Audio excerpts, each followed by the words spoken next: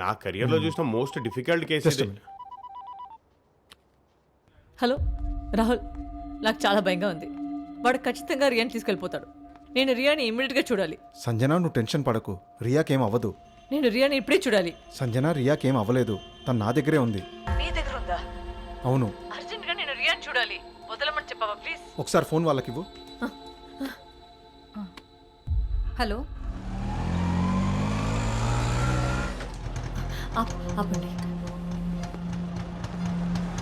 వాడి గురించి మన వాళ్ళు పూర్తి వివరాలు ఫైండ్ అవుట్ చేశారు వకీల్ సాబ్. రియా ఎక్కడా? నువ్వు ముందు రిలాక్స్ అవ్వు. రియా ఎక్కడా రాహుల్? రియా ఇక్కడ లేదు. మరి ఉందని చెప్పావు. నువ్వు టెన్షన్ పడతావని అలా చెప్పాను, అయినా రియాకేం అవ్వదు. మీకు తెలియట్లేదు, హీస్ వెరీ డేంజరస్ మ్యాన్. వాడు రియాని వదిలిపెట్టాడు. వాడు ఎంత దూరమైనా వెళ్తాడు. నిన్ను నన్ను ఎవరినైనా చంపేస్తాడు. ఇది వాడే నాకు డైరెక్ట్ గా చెప్పాడు. లేదు సంజన, వాడు రియా నేను చేయలేడు. అయ్యో రాహుల్, నీకు అర్థం కావట్లేదు. వాడు ఏమైనా చేయగలడు. వాడేం చేయలేడు, చేయలేడు, చేయలేడు. నువ్వు ఎలా చెప్తున్నావు రాహుల్? ఎందుకంటే సూర్య చచ్చిపోయాడు కాబట్టి.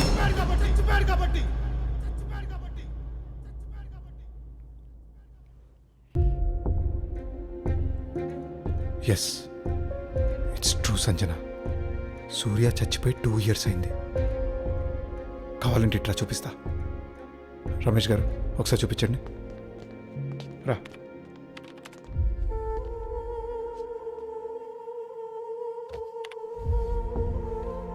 చూడు.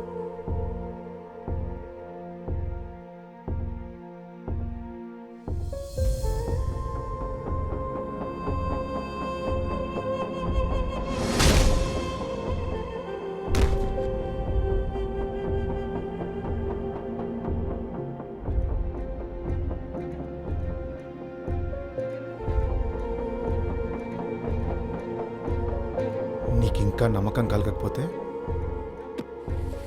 ఈ పోస్ట్మార్టం రిపోర్ట్ చూడు.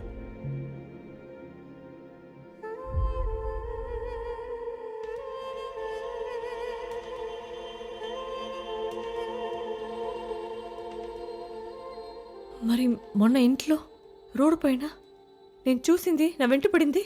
అదేంటో తెలియాలంటే నాతో రా, పద.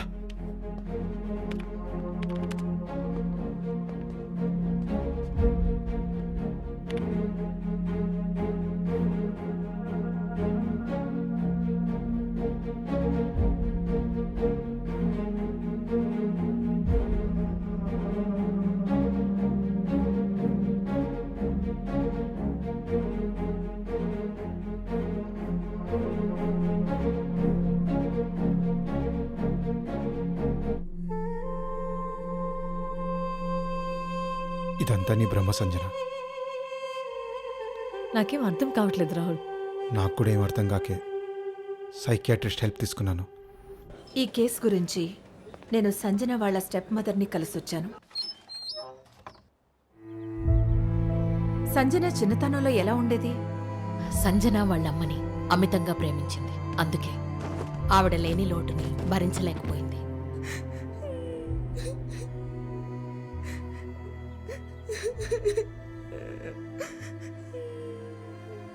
అమ్మా సంజన, సంజు ఇలా రా అమ్మా. అమ్మా అమ్మా అమ్మా, నన్ను వదిలి వెళ్ళకమ్మా, ఇక్కడే ఉండిపోమ్మా. నిన్ను వదిలి ఎక్కడికి వెళ్తానే? ఇదిగో తిను. అరే, అప్పటి నుంచి లేని అమ్మని ఊహించుకోవడం మొదలుపెట్టింది. రూమ్లో ఒంటరిగా ఉన్నప్పుడు అమ్మతోనే మాట్లాడేది, కలిసి అన్నం తినేది, ఆటలాడేది. అలా కాలం గడపడం మొదలుపెట్టింది.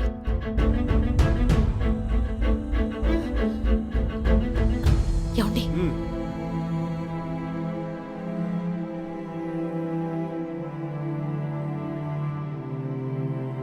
స్కూల్లో ఎవరైనా పేరెంట్స్ వాళ్ళ పిల్లలతో ప్రేమగా ఉంటే వాళ్ళతో అకారణంగా గొడవలు పెట్టుకునేది. మిగతా పిల్లలు కూడా చదువుకోవాలి కదా. ఇదే కనుక కంటిన్యూ అయితే మీరు వేరే స్కూల్ వెతుక్కోవాల్సి వస్తుంది. ఆ తర్వాత తన్ని హాస్టల్లో జాయిన్ చేశాం. అక్కడ కూడా తను ఎవరితోనూ కలిసేది కాదని, ఒంటరిగా రూమ్లోనే కూర్చునేదని అనేవారు. తన పరిస్థితి చూసి ఎన్నోసార్లు సైకియాట్రిస్ట్ దగ్గరికి తీసుకువెళ్దాం అనుకున్నాం, కానీ ఏదో ఒకటి చెప్పి తప్పించుకునేది. చిన్నప్పటి నుంచి తనకి కావలసిన ఆ ప్రేమ దొరక్క అలమటించి ఏర్పడిన ఈ కండిషన్ అరవింద్ మోసం చేయడంతో బయటపడింది. తన బిహేవియర్లో ఇన్సెక్యూరిటీ చోటు చేసుకుంది. అయినా ధైర్యంగా పోరాడి తన కూతుర్నే ప్రపంచంగా అనుకుంటూ మొండిగా తిరిగిన తను సూర్య అనేవాడు తన పాప కోసం చూస్తున్నాడనే విషయం తెలిసాక అప్పటిదాకా దాచుకున్న ఆ భయం తిరిగి రిపీట్ అయింది. హాస్పిటల్లో సూర్య ఫోటో కనిపించిన దగ్గర నుంచి అతను ఆమె కంటికి కనిపించడం మొదలైంది.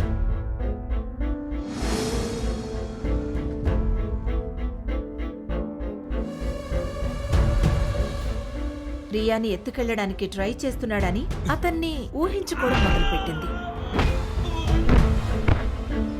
హాస్పిటల్ బయట, ఇంట్లో, రోడ్లో అన్ని చోట్ల అతను కనిపించడం కేవలం ఆమె కల్పన మాత్రమే.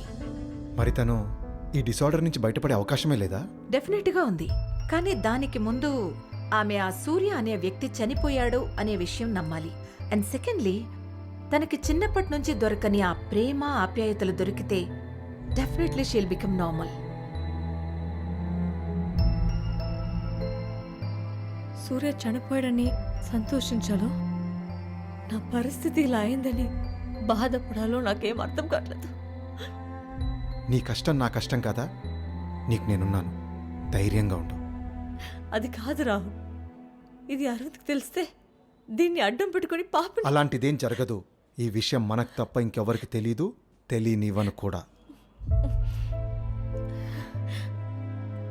నేను రియాన్ వెంటనే చూడాలి.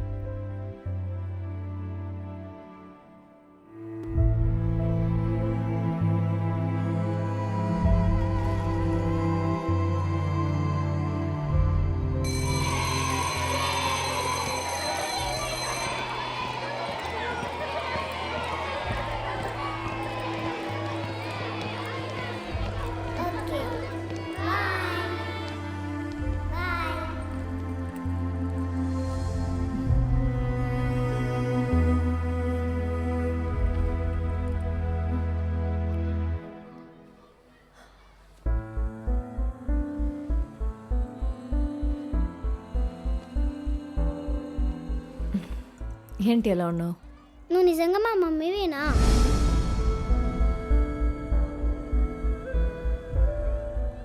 ఎందుకు అడిగా?